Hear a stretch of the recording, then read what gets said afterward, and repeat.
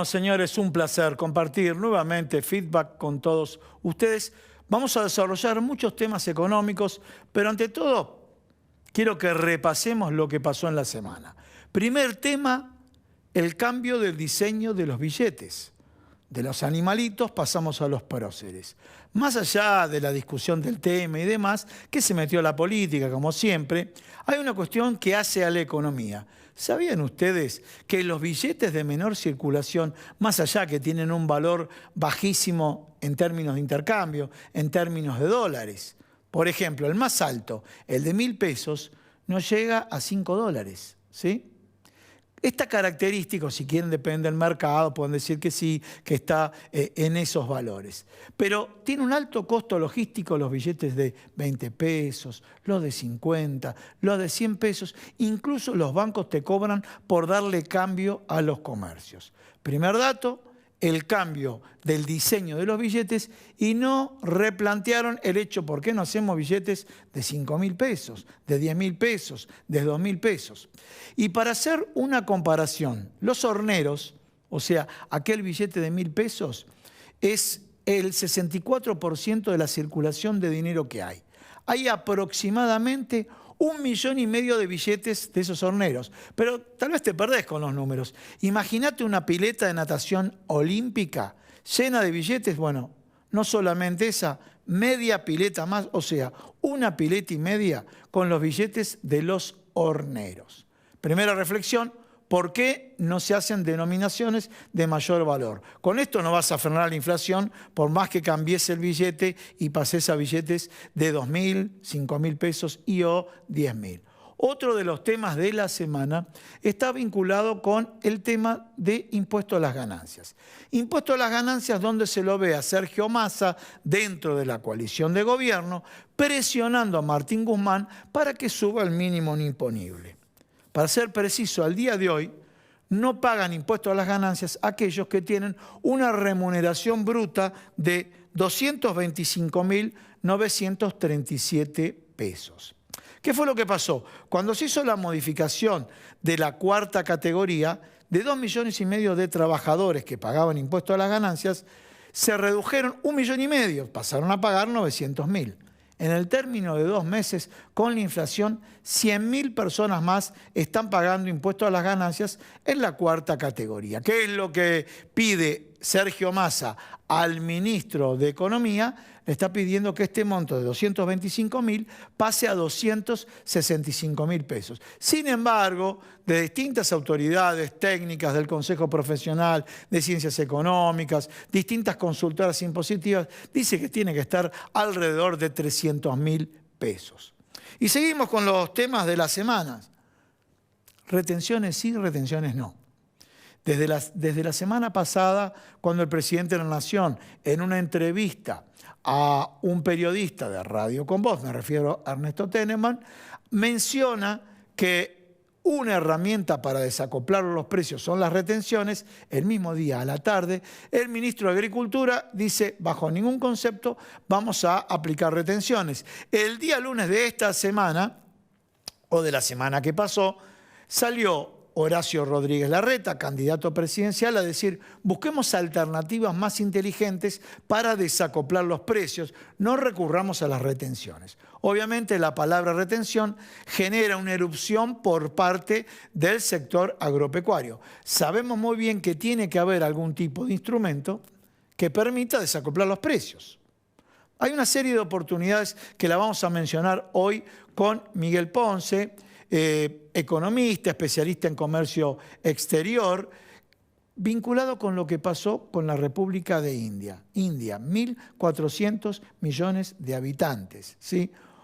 Se generan amenazas y oportunidades. India cerró sus granos hacia el mundo para proveer de alimentos a toda la India, ¿no? Bueno, pero también redujo los derechos, los aranceles. Al reducir los aranceles, vamos a hablar, como les dije antes, con Miguel Ponce de las oportunidades que se le pueden presentar a la República Argentina. También en la semana, bueno, el tema de la Unión Cívica Radical. La Unión Cívica Radical, donde de alguna manera se ve el núcleo duro de Juntos por el Cambio, me refiero del PRO, Mauricio Macri, Patricia Bullrich, donde de alguna manera prefieren acercarse a Javier Milei y eventualmente ver qué señales le dan a la Unión Cívica Radical. Y por otro lado, como dice el escritor Jorge Asís, una UCR que está enviagrada porque está envalentonada por los resultados que tuvo Facundo Manes en la provincia de Buenos Aires. Bueno, todo esto va a marcar internas muy fuertes en Juntos por el Cambio, dejando de lado cuál es la posición de Emilio Monzó, Diego Santilli, Jorge Macri, donde Jorge Macri, que de provincia, que es presidente del PRO en la provincia, pero está trabajando en la ciudad autónoma de Buenos Aires para ejercer una función en las próximas elecciones. Dentro del panorama político también están las internas y la propia grieta y el propio pedido de comunicación que hacen los distintos integrantes del Frente de Todo para que no se potencie esta ruptura que termina afectando a la política económica. Otro de los temas relevantes de la semana fue por todo lo que está relacionado con los recursos hidrocarburíferos que hizo el ministro de Economía Martín Guzmán, buscó con distintas herramientas liberar el cepo que tiene el sector petrolero para que haya más inversiones. Si no, los inversores dicen, ¿para qué voy a colocar plata si yo invierto plata y no la puedo sacar del país? Son indicadores que van marcando cuál va a ser el escenario de acá hasta la finalización del mandato de Alberto Fernández. Otro de los temas también que de alguna manera son preocupantes es la República Argentina, ¿sí? Es un país donde en un momento se jactaban que teníamos el salario más alto en dólares. Ahora tenemos el salario más bajo en dólares de Latinoamérica. La comparación o los precios relativos con el dólar están marcando esto. Pero también se da en nuestro país una serie de paradojas. Más allá de las exportaciones y demás, han descubierto que una partida de carne porcina que vino de Dinamarca es más económica que la carne porcina que se comercializa en la República Argentina. Esto es lo que genera la inflación, la distorsión de los precios relativos de los bienes. Y cierro con esto, así vamos al primer bloque del programa. La AFIP tomó como decisión, ya hace rato, premiar a aquellos que pagan en término, pero que lo hacen a través de débito automático o tarjeta de crédito.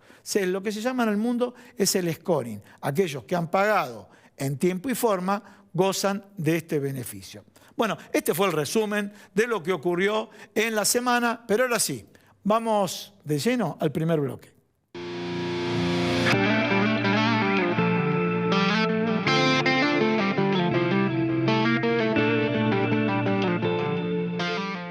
Las farmacias de la red COFA tenemos mucho más que medicamentos para vos. Cuidamos tu salud y bienestar con servicios farmacéuticos especializados. Somos la red sanitaria de farmacias más grande del país. Estamos siempre cerca, las 24 horas, todo el año. Busca tu farmacia en red.cofa.org.ar. Confederación Farmacéutica Argentina.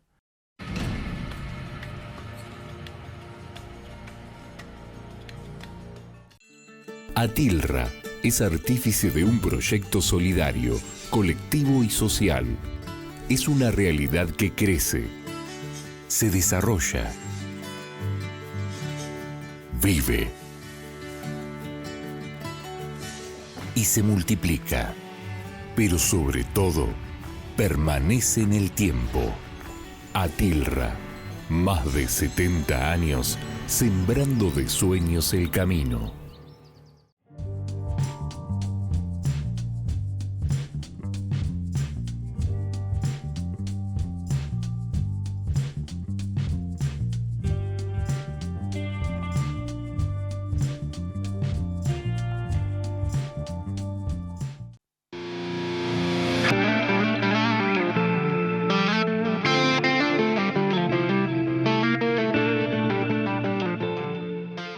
Compartimos nuevamente feedback.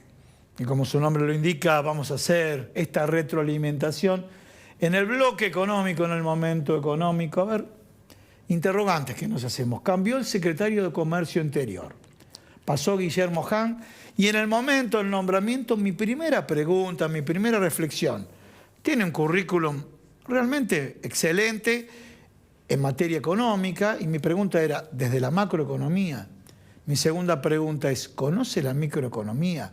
La tercera, ¿conoce las cadenas de valor de muchos sectores de la economía? No tiene por qué conocer todos los sectores, pero gran parte de los sectores de la economía en este tema, en esta carrera de precios. Carrera de precios en los cuales algunos medios dicen, mientras que el presidente de la Nación se juntaba con el titular de Arcor, tenía listas de precios con un aumento del 10%. A título de introducción estoy planteando eso.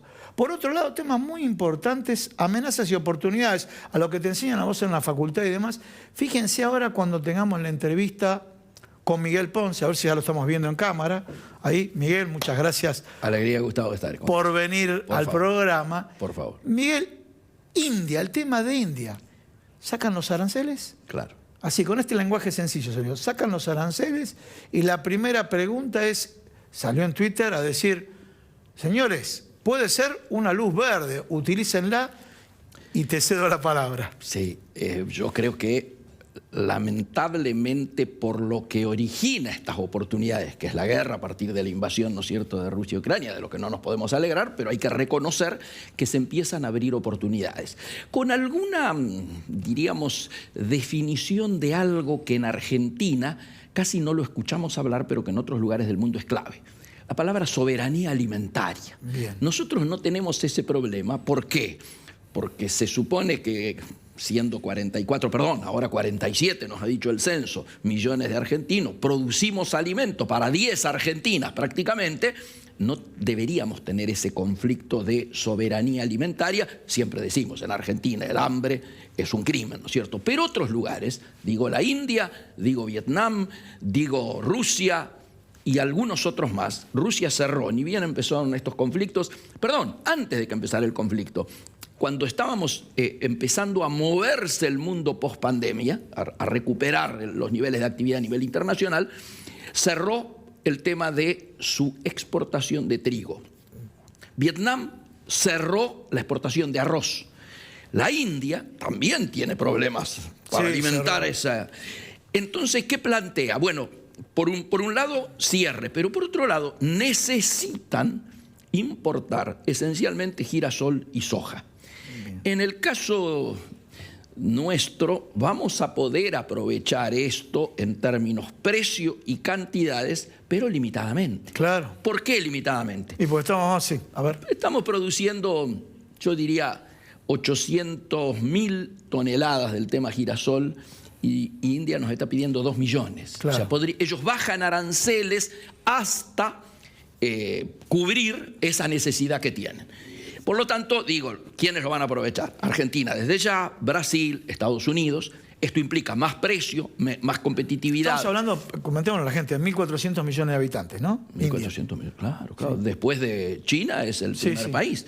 Y algunos dicen que en el 30 pasaría India a China, ¿no es cierto?, en cantidad de personas. Bueno, volviendo, creo que objetivamente estamos en un momento en el cual obviamente nuestras cadenas de valor más competitivas, que son las alimenticias, donde no solo hay que pensar en los commodities sin valor agregado, sino también con valor agregado. La demanda que hay de aceite de girasol o de aceite de soja, que nosotros además tenemos que tratar, obviamente, de exportar eso, porque exportar valor agregado implica trabajo para nuestra gente, ¿no es cierto? Sí. No lo vamos a poder aprovechar en su integralidad, pero objetivamente es un tema importante. ¿Por qué digo tampoco lo vamos a poder aprovechar? Porque estamos viviendo a nivel comercio internacional un crash que todavía acá no hay dimensión.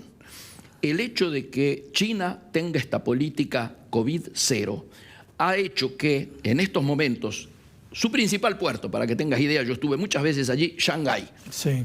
Por Shanghái pasan carga de barcos que superan toda la carga que se comercializa en América Latina, por ejemplo, para que tengamos idea de dimensión. Digo Brasil, Argentina, Chile, Colombia. Disculpame, acá quiero aclarar. Y Brasil que multiplica por 10 lo de la República Argentina. Por 10 o por 8. Bueno. Por eso estamos hablando de para que la gente tenga dimensión de que es impresionante. A comienzos de este mes había 506 barcos parados esperando entrar. Pero no solo están esperando entrar, sino que después tienen el problema de que no tienen ni camiones ni trenes para mover por el tema del COVID. Entonces, es, diríamos, en el barrio, diríamos, es un despelote infernal. Sí. ¿Qué origina en relación a nosotros? Que estamos tan lejos. Estamos fuera de las grandes rutas de navegación del mundo. ¿Origina qué? Aumento de fletes, esto que quede claro, y origina pérdida de bodegas. Esto viene a agregarse a la famosa crisis de los contenedores que ya veníamos padeciendo antes. Pero además el problema no es que tenemos el problema solo hoy, sino que encima lo vamos a tener agravado ¿cuándo? Y cuando China vuelva a la normalidad, pues entonces va a demandar rápidamente el conjunto. Una solución logística que no la tenemos. Absolutamente. Aquí no la tenemos. Y esto debiera, ya entrando en la política interna, esto debiera ser tenido en cuenta también cuando se habla del tema de aumentar retenciones o no, qué pasa con los aranceles, ¿no es cierto?, de exportación. Bueno, ¿cuál es tu postura? Y yo te diría, tengamos en cuenta sí que hay un precio internacional que son récord. Tengamos en cuenta sí que el famoso P por Q, ¿no es cierto?, cantidad y precio es óptimo. Pero tengamos en cuenta también que nuestros costos fertilizantes, ni hablemos, Ucrania y Rusia eran los principales proveedores. Están dolarizados. Están dolarizados y encima está faltando, por lo tanto también han subido su precio. Y además el tema fletes. El tema fletes, estando ubicados nosotros donde estamos ubicados geográficamente en el mundo y nuestros mercados estando ubicados donde están ubicados, obviamente esto hay que tenerlo en cuenta cuando se quiere fijar cualquier tipo de política vinculado a esto que se denomina desenganche de los precios internacionales de los precios internos. Ya lo hicimos 2 veces. Lo hicimos primero con el tema de la carne, dio resultado 1 o 2 meses. Al final tuvimos la carne más cara y perdimos lugares de exportación como había sido carne kosher a Israel y a China misma. Tocaste carnes, tocaste China.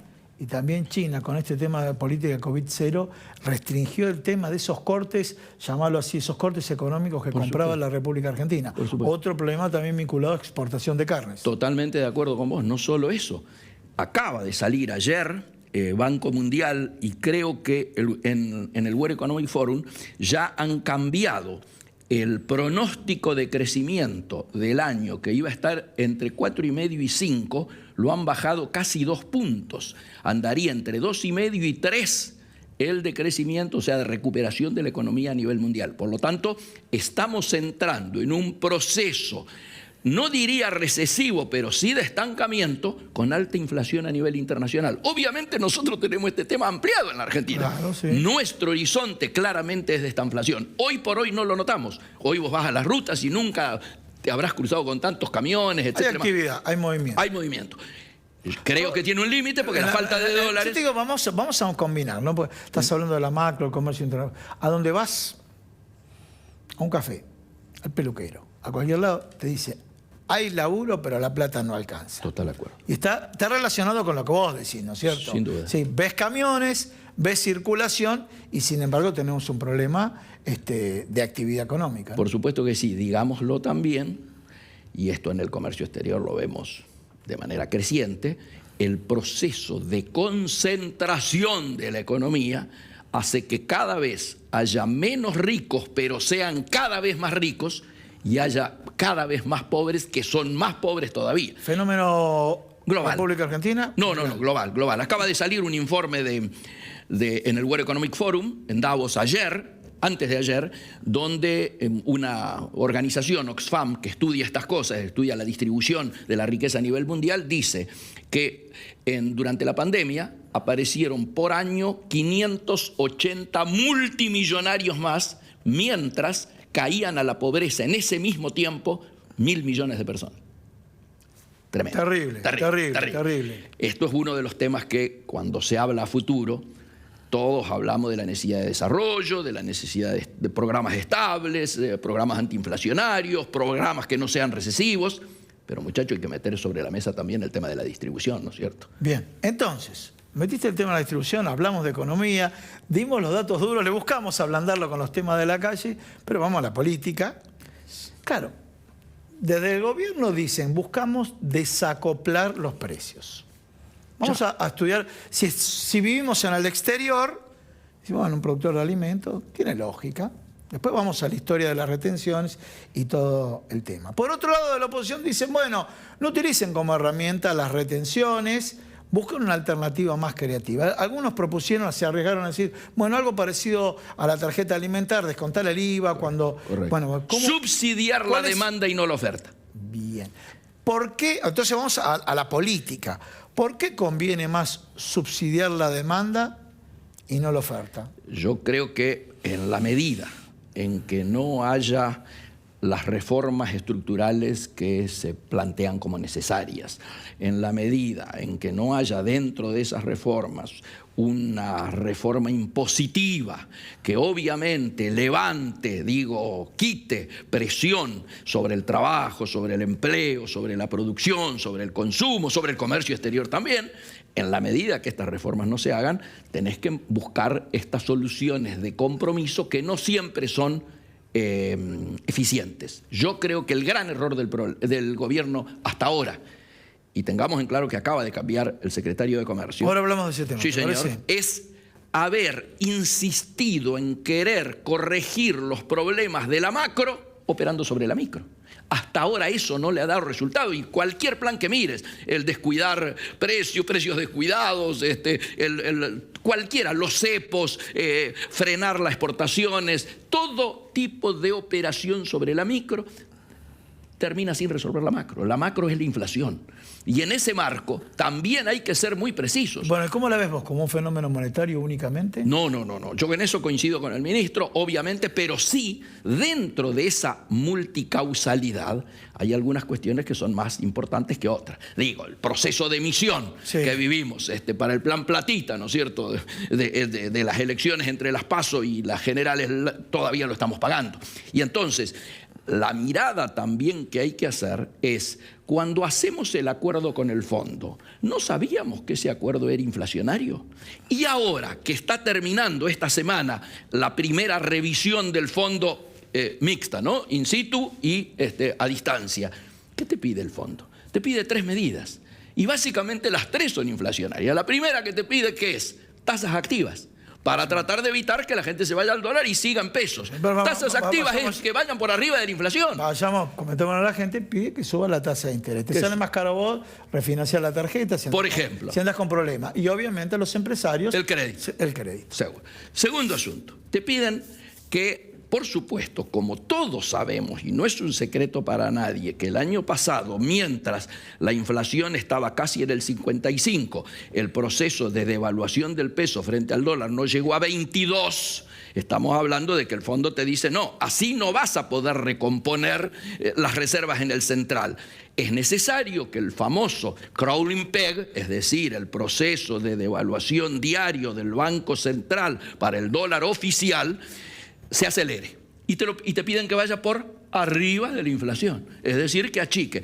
Pasamos de un 1% mensual a un 4% mensual hasta la revisión y ahora te piden que esto vaya más. Esto claramente es inflacionario. Entonces, cuando algunos hablábamos a comienzo de años... Entonces huevo la gallina, porque entonces... ¿Y sí? No, después viene otro tema que está presionando, discúlpame, está presionando Sergio Massa ahora por el mínimo imponible de impuesto a las ganancias y de alguna manera dicen, vamos a hablar en potencial, que Martín Guzmán, para mostrar buenas señales al Fondo Monetario Internacional, nos sube la escala y mientras tanto los que vos que laburás en relación de dependencia, hay 200.000 trabajadores más que están pagando impuestos a las ganancias de la cuarta categoría. Gustavo, digámoslo con todas las letras. A ver. La inflación es el ajuste.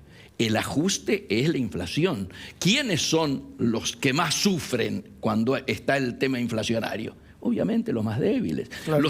Yo suelo decir que los que pagan este pato de la boda son esencialmente los trabajadores en relación de dependencia que tienen, diríamos, paritarias que van por debajo, ¿no es cierto?, de la inflación, por debajo de los 60, como se estaba acordando ahora, y los bobos, como nosotros, que somos los que estamos jubilados por arriba de la mínima, porque permanentemente... ¿Jubilado? Yo estoy jubilado, sí, claro, estoy jubilado. Yo creí que no. Arriba de la mínima. Gracias, muchas gracias. Se ve tan activo que no. Muchas gracias. Muchísimas gracias por venir. No, por favor, gracias. Señores, un pequeño corte, no te vayas, quédate con nosotros acá, en Feedback.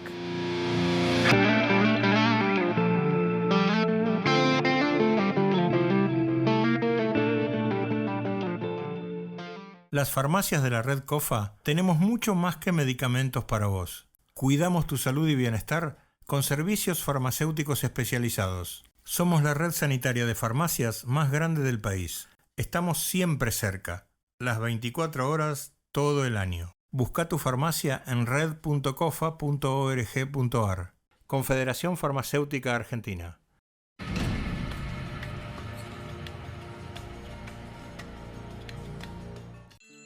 Atilra es artífice de un proyecto solidario, colectivo y social. Es una realidad que crece, se desarrolla, vive y se multiplica, pero sobre todo permanece en el tiempo. Atilra, más de 70 años sembrando de sueños el camino.